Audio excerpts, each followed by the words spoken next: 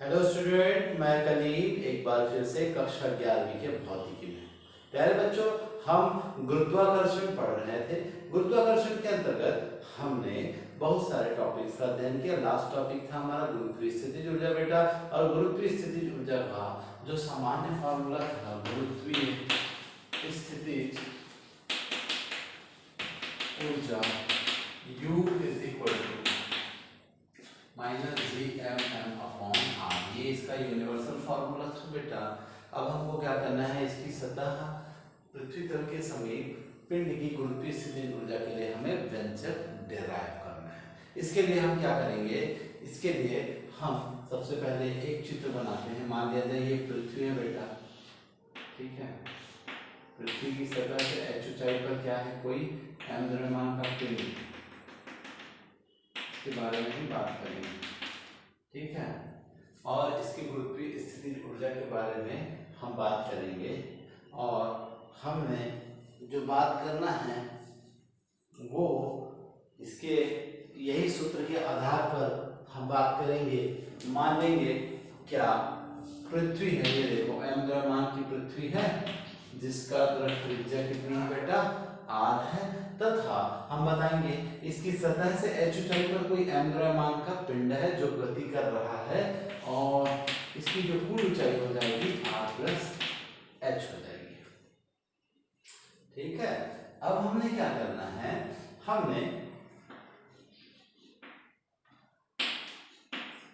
अब हमको क्या करना पड़ेगा बेटा। अब हम देखेंगे यहाँ पर पृथ्वी के समीप बोला है, तल के बारे में बोला, तो बताया पृथ्वी के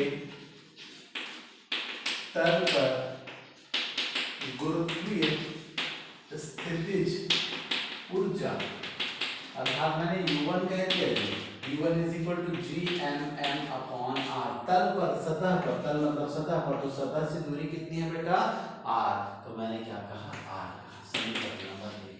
फिर कहा पृथ्वी की तल से h ऊंचाई पर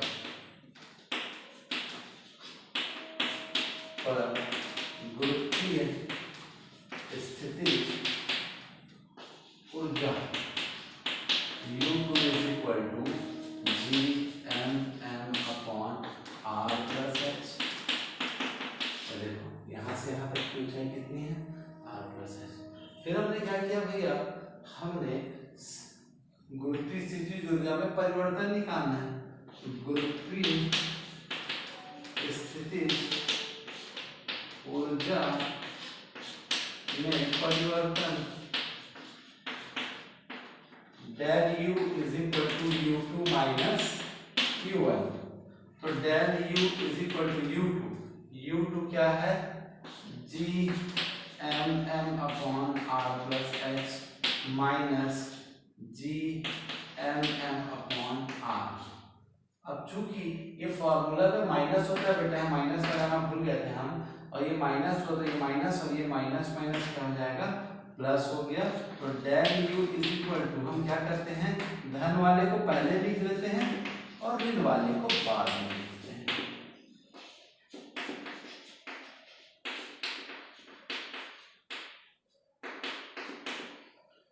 ये रहा। अब आपको कुछ कॉमन दिख रहा होगा, देखिए कुछ कॉमन है, तो क्या है कॉमन, उसके बारे में हम चलते हैं। कॉमन देखेंगे, Gm/m/r कॉमन है बेटा, 1 बचा, जब मैंने निकाला ये भी बचा 1, और जब यहाँ से r निकला तो r तो बाहर आ गया बेटा, तो क्या बचा 1 प्लस h/r। ध्यान से समझिएगा, ये बचा है।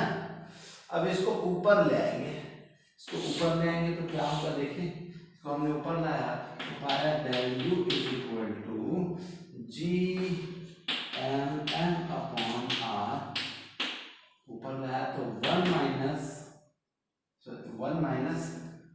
1 प्लस h/r पूरे का पावर -1 हो गया, ठीक है। अब हमने क्या करना है, बाइनोमियल थ्योरम लगाना है। 1 प्लस एक्स की घात माइनस n होती है, तो 1 माइनस एन एक्स, ये पावर है ना, यहाँ पे आके मल्टीप्लाई हो जाता है और चिन्ह बदल जाता है, तो हम बदलेंगे बेटा। तो del U is equal to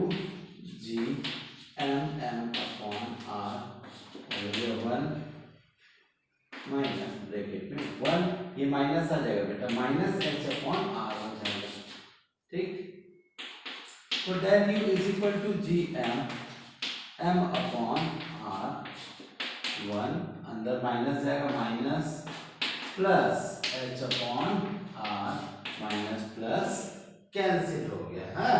तो अब हमारा क्या बचा, del you is equal to G M upon R into h upon R. ठीक है, हम जानते हैं क्या, चूंकि जी एवं जी में संबंध से, ठीक है, क्या होगा बेटा, del you is equal to ji M, तो G M is equal to होता है जी आर का स्क्वायर। तो मैं यहाँ पर जो जी एम है ना बेटा, कैपिटल जी एम, उसकी जगह पे क्या रख दूंगा, जी आर का स्क्वायर रख दूंगा। तो पता चला जी आर का स्क्वायर रखा अपॉन क्या था, आर इंटू यहाँ स्मॉल एन था, और ये हो गया एच, और अपॉन आर से आर कट गया, आर स्क्वायर। तो बचा क्या, del you is equal to m g H.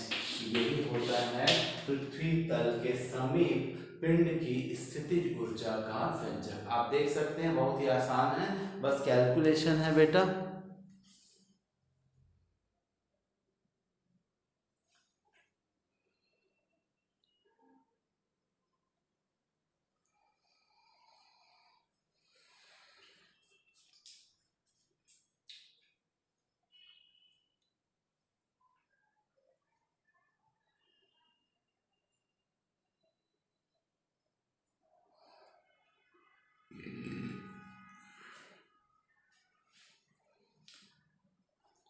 अब हम चलेंगे बेटा हमारे अगले टॉपिक पलायन वेग की तरफ, कि पलायन वेग होता क्या है। देख रहे हैं आप पलायन वेग, कि पलायन वेग किसे कहते हैं।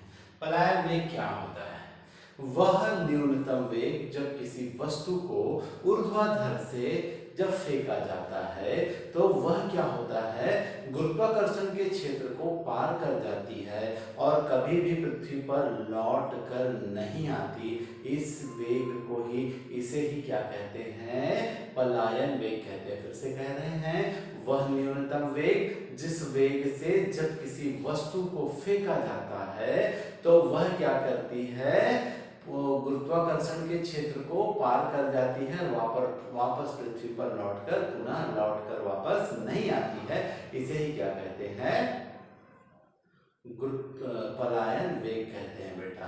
तो पलायन वेग के बारे में अगर हम जाने, एक पृथ्वी के बारे में बात करते हैं। ये पृथ्वी है जिसका द्रव्यमान कैपिटल एम है, जिसकी त्रिज्या कैपिटल आर है, इसकी सतह से, इसके केंद्र से x दूरी पर एक बिंदु P है, r दूरी पर कोई बिंदु P है, और हम बात करेंगे क्या,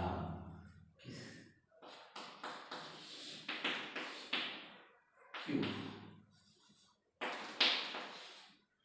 ये भी x दूरी, और इससे x दूरी पर कोई बिंदु Q है, और ये इन्फिनाइट है।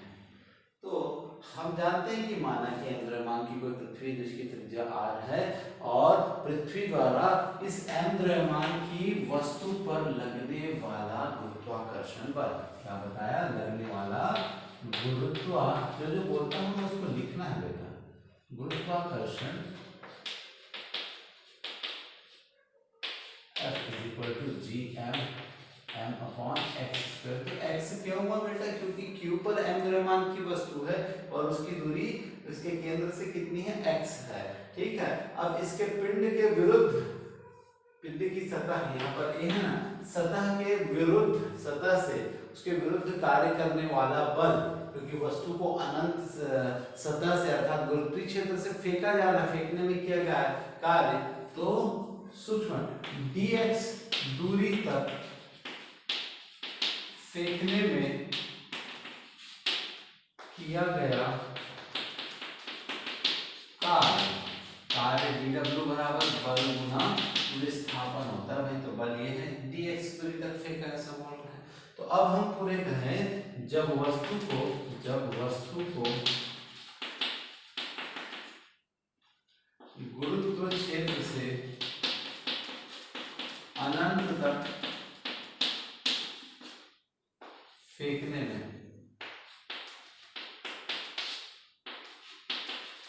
किया गया कार्य dw अनंत से गुरुत्वीय क्षेत्र से कहाँ तक अनंत तक फेंकने में किया गया कार्य। हमने स्मॉल आर माना है तो स्मॉल आर भी ले सकते हैं, अगर हम कैपिटल लेना तो कैपिटल स्मॉल आर लेंगे तो ज्यादा बेहतर रहेगा। F × dx कार्य बराबर बल गुणा विस्थापन बेटा। अब बल का मान है यहाँ से रख देंगे तो क्या होगा dw r से अनंत, ये हो जाएगा Gmm/x² × dx।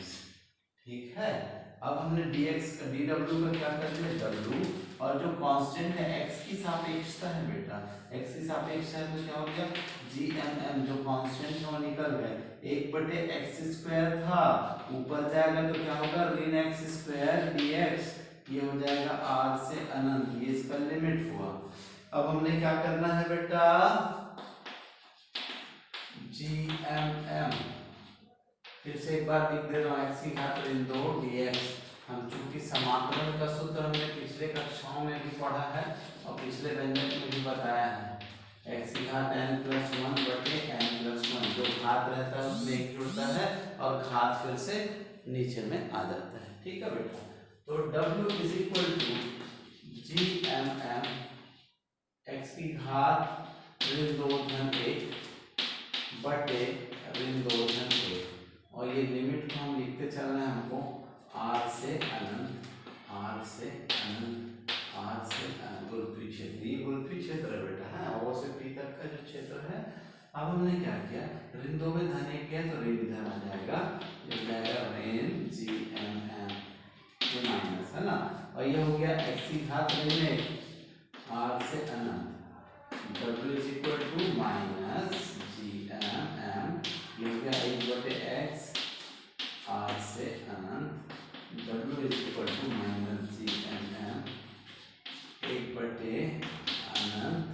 -1/r, अर्थात x के जगह में एक बार अपर लिमिट रखेंगे, माइनस x के जगह में एक बार लोअर लिमिट रखेंगे। रख दिया बेटा x -gm, किसी भी संख्या के बट्टे में अनंत होता है तो वह 0 होता है, तो 0 से हमको कोई लेना देना नहीं है, ये ऋण गुना ऋण क्या हो जाएगा धन हो जाएगा Gmm/r। ठीक है, माइनस माइनस प्लस हो गया, ये हो गया। तो बताएंगे जब किसी वस्तु को प्रारंभिक वेग v से फेंका जाता है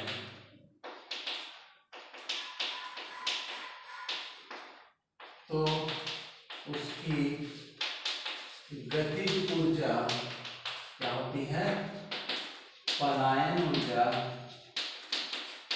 के बराबर होती है,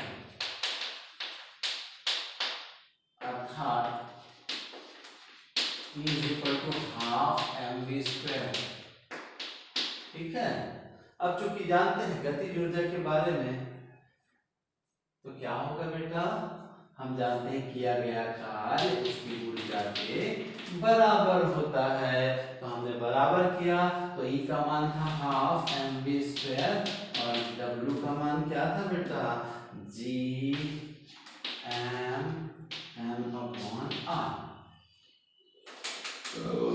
ठीक है,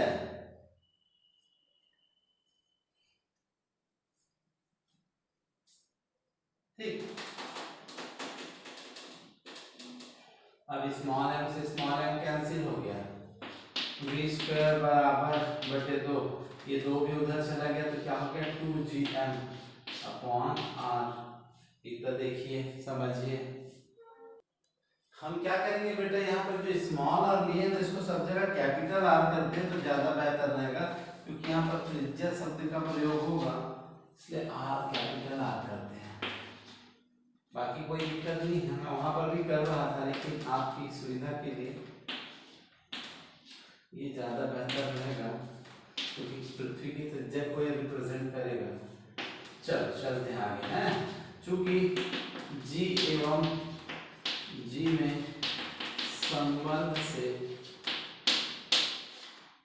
Gr² = Gm, ये देखो बेटा ये Gm के बदले में जी आर स्क्वायर रखूंगा। तो वी स्क्वायर बराबर क्या हो गया 2 GR का स्क्वायर अपॉन आर। एक आर से एक आर कैंसिल हो जाएगा, ठीक है। तो v इज इक्वल टू क्या बचा रूट ओवर 2GR। यही होता है पलायन वेग का सूत्र। अब इसके अंतर्गत हम क्या करेंगे बता, अब हम ना यहाँ पर इसका आंकिक मान निकालेंगे। g का मान होता है 9.8 मीटर पर सेकेंड स्क्वायर, r का मान होता है 6.38 गुना 10 की घात 6 मीटर। तो मान रखा v is equal to root over 2 into 9.8 into 6.38 into 10 to the power 6। तो ये v इज इक्वल टू होता है 11.2 किलोमीटर पर सेकेंड। अर्थात जब किसी वस्तु को कितने वेग से, जब किसी वस्तु को 11.2 किलोमीटर पर सेकेंड के वेग से फेंका जाता है ना बेटा, तब क्या होता है, वह किसी गुरुत्व क्षेत्र को पार कर जाती है और वापस धरातल पर नहीं आती। वही होता है पलायन वेग। ये था पलायन वेग का व्यंजक, मोस्ट इंपॉर्टेंट एस्केप वेलोसिटी। देख लीजिए, फिर हम आगे की ओर बढ़ेंगे।